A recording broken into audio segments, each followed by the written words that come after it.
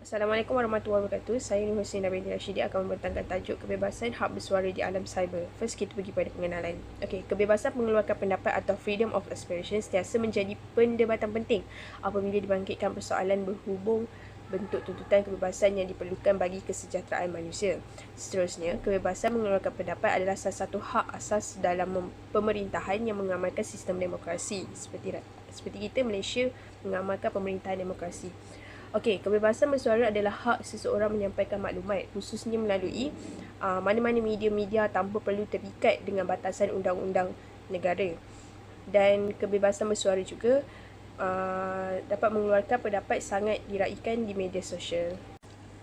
Assalamualaikum, saya Siti Nur Alisa. Kali ini saya akan kupas tentang konsep kebebasan bersuara, yang mana hak kebebasan bersuara ni ada diperuntukkan di bawah perkara 10 Klausa 1A Pelbagai Persekutuan, yang mana hak kebebasan bersuara ni hanya terpakai kepada semua warga rakyat Malaysia, di mana warga negara Malaysia mempunyai kebebasan dalam mengeluarkan pendapat dan buah fikiran tanpa menyentuh pada isu-isu sensitif.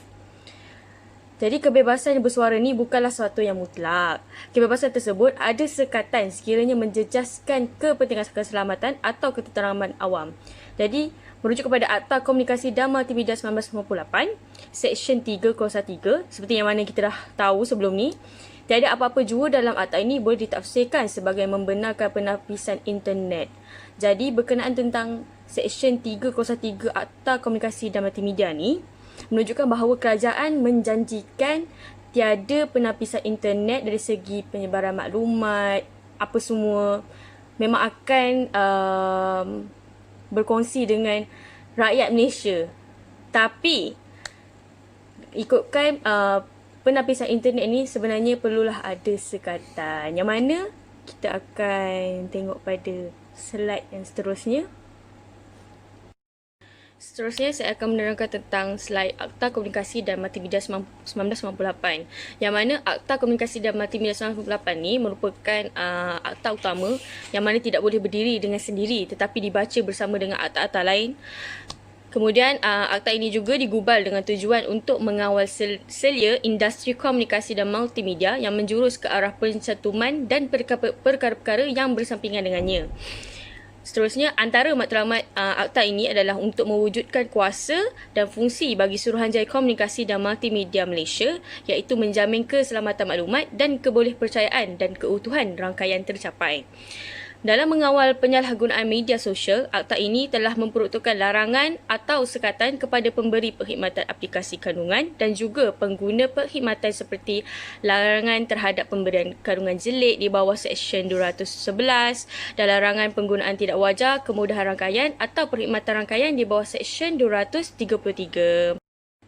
Okay, yang pertama, kita pergi kepada Akta Hasutan 1948, di mana dia mempunyai kecenderungan menghasut melalui kata-kata, ucapan, perbuatan atau apa-apa penerbitan.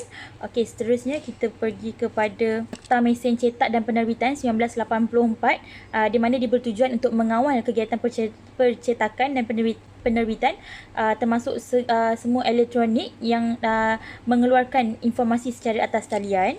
Seterusnya, Akta Rahsia Rasmi 1972, di mana dia terpakai kepada pegawai kerajaan ataupun pegawai perkhidmatan awam.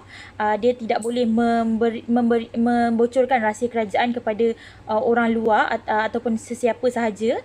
Seterusnya Akta Jenayah Komputer 1997, di mana dia berhubung kesalahan penyalahgunaan komputer, di mana elemen-elemen yang merupakan dengan sifat jenayah komputer tu, kalau kita buat maka kita boleh disabitkan.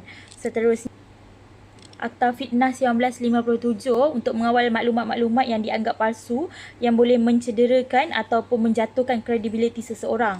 Seterusnya, Akta Perlindungan Peribadi 2010, dia untuk mengawal selia pemprosesan data peribadi dalam transaksi komersial.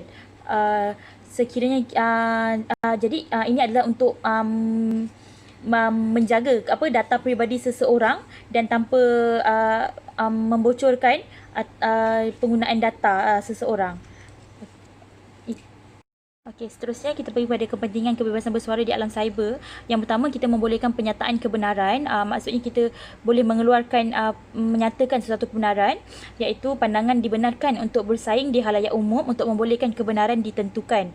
Okey, yang seterusnya memberikan kepuasan kepada individu, di mana individu ni dia boleh menyampaikan pandangan bertujuan untuk perkembangan diri dan personaliti masing-masing. Seterusnya, kita boleh membangunkan masyarakat demokrasi di mana kelangsungan demokrasi ni dia bergantung kepada kebebasan bersuara mengikut teknologi yang sedia ada. Kita boleh menyatakan pandangan kita lah. Assalamualaikum warahmatullahi wabarakatuh. Nama saya Wana Azila binti Wei Hussein. Seterusnya kita pergi kepada slide sekatan ke atas kebebasan bercakap dan bersuara. Okey, di dalam perlembagaan Persekutuan Perkara 10 Subsection 2 di mana Parlimen ni boleh melalui undang-undang mengenakan ke atas hak yang telah diberikan oleh rakyat Malaysia apa-apa sekatan yang didapatinya perlu atas suai manfaat. Ini juga demi menjaga kepentingan keselamatan persekutuan atau mana-mana bahagiannya, hubung baik dengan negara-negara lain, ketenteraman awam atau prinsip moral dan sekatan-sekatan yang bertujuan untuk melindungi keistimewaan Parlimen atau mana-mana Dewan Undangan untuk membuat peruntukan menentang penghinaan mahkamah ataupun fitnah atau pengampian apa-apa kesalahan. Okay, seterusnya kita pergi kepada slide kesan kebebasan bersuara di alam cyber. Okay, kesan kebebasan bersuara di alam cyber ni oleh pengguna internet ni dia berdasarkan kepada artikel 10 iaitu Perlembagaan Malaysia dan Jaminan Tiada Tapisan Terhadap Internet berdasarkan Jaminan Bilangan 7 Multimedia Super Corridor MSC Bill of Guarantee No. 7. Okay, tapi dia tidak bererti sesiapa sahaja boleh menyebarkan fitnah, hasutan dan provokasi dengan sewenang-wenangnya tanpa mengambil kira peraturan dan undang-undang di negara ini. So, wujudnya sekumpulan orang yang menggunakan hak kebebasan bersuara ni secara tidak adil dan tidak bertanggungjawab. Okay, terdapat golongan yang mengambil kesempatan untuk menyebarkan fitnah, maklumat palsu yang belum dikenal pasti, kabar angin, ugutan, bahan lucah, sindiran dan sebagainya melalui ruang untuk bersuara tersebut. Seterusnya kita masuk kepada slide statistik aplikasi. Okey, kalau kita tengok ini merupakan statistik setakat April 2020 yang mana rata-rata ini adalah statistik pengguna media sosial yang ada di seluruh dunia. Kita tengoklah mana yang paling tinggi dalam statistik ini. Seterusnya kita masuk kepada isu-isu berkaitan tentang hak kebebasan bersuara di alam cyber ni. Yang pertama kita boleh tengok tentang isu-isu penghinaan raja-raja yang mana sebelum ni pernah viral tentang Permaisuri Agong yang dikritik ataupun dikritik ataupun dihina lah oleh masyarakat netizen dalam Twitter, yang mana ada satu tweet ni dia mengatakan bahawa Permaisuri Agong ni adalah seorang hipokrit di Asia yang mana dia hanya akan memegang sendok bila di depan kamera tapi tidak menegakkan tentang isu wanita Malaysia ataupun gay yang dirotan ataupun dipenjara ataupun dibunuh di bawah undang-undang syariah. Okey, untuk tweet tu kita tak tahu siapa. Tapi kita dapat lihat dekat bawah reply-reply tweet tu ada segelintir masyarakat Malaysia yang mana menyokong tentang tweet tu. Ada yang mengatakan bahawa Permaisuri Agong ni gedik di depan kamera. Ada yang menyatakan bahawa Permaisuri Agong ni macam yang dia cakap lah, depan kamera je. Tapi belakang dia tak peduli pun pasal ayat macam tu. Jadi kita boleh nampak kat situ adanya keburukan tentang hak kebebasan bersuara yang diberikan kepada seluruh rakyat Malaysia, yang mana ada segelintir rakyat Malaysia yang menyalahgunakan hak yang telah diberikan oleh Perlembagaan Persekutuan. Semua orang tahu kan isu Menteri Kudat dan Viviana, di mana Viviana ni dia panjat pokok untuk mendapatkan internet untuk menjawab exam dia di UMS, exam UMS Universiti Malaysia Sabah, di mana isu Viviana panjat pokok ni dia tak expect benda tu viral dan dia buat sekadar untuk menunjukkan keadaan kampung dia kata, dan untuk menunjukkan kegigihan dia nak menjawab exam sehingga panjat pokok untuk mendapatkan internet yang baik lah. Tetapi dia telah dituduh menipu oleh Menteri Kudat, iaitu Menteri Abdul Rahim Bakri. Okey, dia kata dia menipu sebab dia kata apa motif Viviana ni panjat pokok sedangkan Viviana ni boleh pergi ke pekan untuk mendapatkan rangkaian yang lebih baik lah. Jadi Viviana mendakwa pada masa perkara ini terjadi ia pada PKP di mana tak boleh keluar rumah, dan Viviana terpaksa membuat perkara tersebut tanpa expect benda ni viral. Jadi isunya di sini adalah kebebasan bersuara Viviana ni tentang rangkaian internet tersebut telah berjaya membawa kepada rangkaian internet yang baik selepas sebulan perkara ini viral, di mana telah mendapat perhatian daripada semua pihak, semua menteri.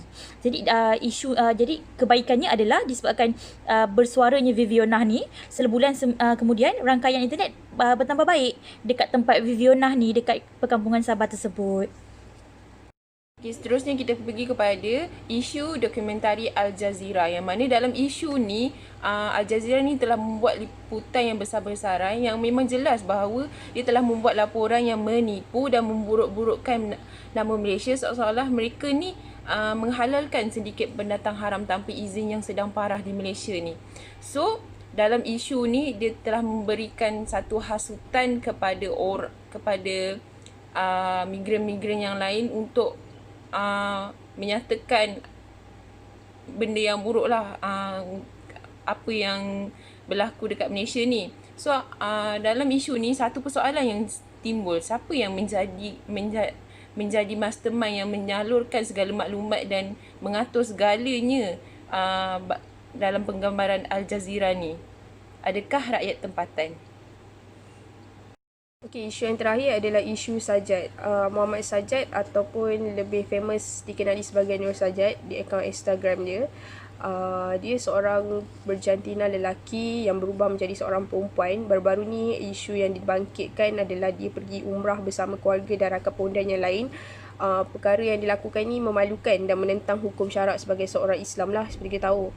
Tak cukup dengan itu, dia ada buat posting di laman sosial Instagram miliki dia yang pengikutnya ramai dan tidak kira masyarakat Malaysia saja, malah ada yang juga di luar negara.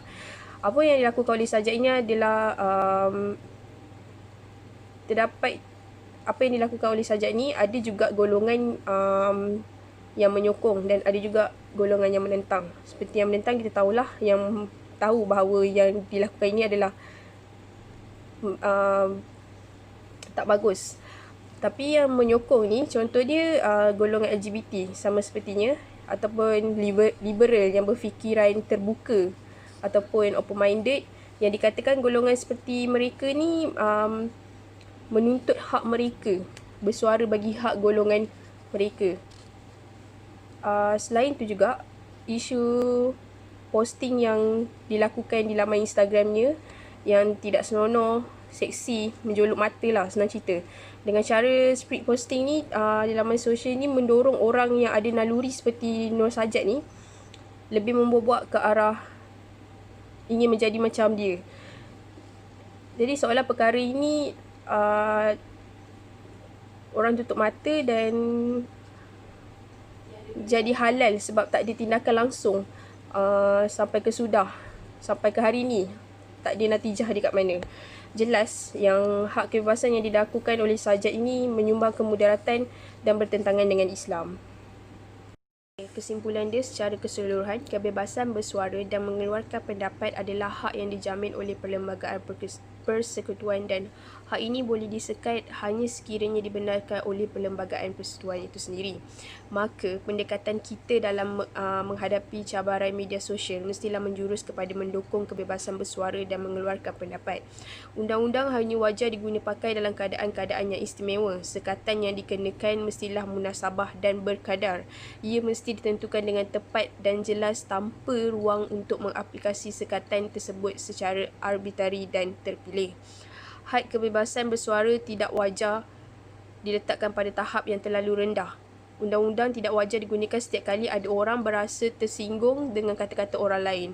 Namun begitu, peruntukan-peruntukan sedia ada ini perlu dibuat penambahbaikan. Isu-isu undang-undang yang berkaitan dengan undang-undang sedia ada juga perlu diperhalusi supaya individu yang melakukan penyalahgunaan bersuara, misalnya kesalahan jenayah, dengan menggunakan teknologi menerusi media sosial boleh dikenakan tindakan undang-undang atas kesalahan tersebut. Sekian, terima kasih.